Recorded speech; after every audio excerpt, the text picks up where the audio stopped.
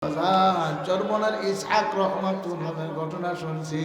সফর করিয়া বাড়ি যাইয়া ছেলে মেয়েদের রেখে দোস্তরে বসে খানা খাইতো। একদিন আল্লাহর কুতুব জোহরের পরে গালেবান খানার জন্য বসছে।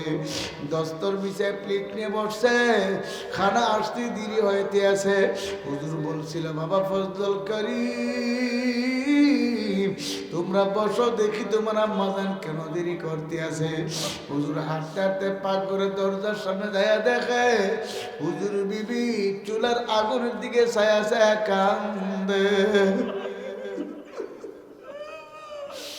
হুজুর বলল, বিবি আপনি কান্দেন কেন?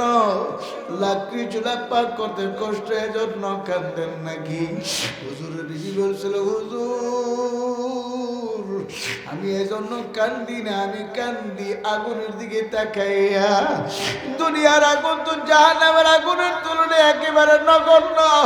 এই সামান্য আগুনের ভিতরে তো 70 লাকড়ি বরাক বাসের ঘোড়ার লাকড়ি ঢুকাইছি। এক মাথা দিয়ে আগুন ধরছে আর এক মাথা দিয়ে ফুসফুস করে ধোঁয়া আসতে আছে। দুনিয়ার এত 70 লাকড়িকে, এত 70 লাকড়িকে দুনিয়ার সামান্য আগুন জ্বালায়া পড়ে যাই ঘুরিয়া ফালাইল। আমি যে কবরে রওনা করছি,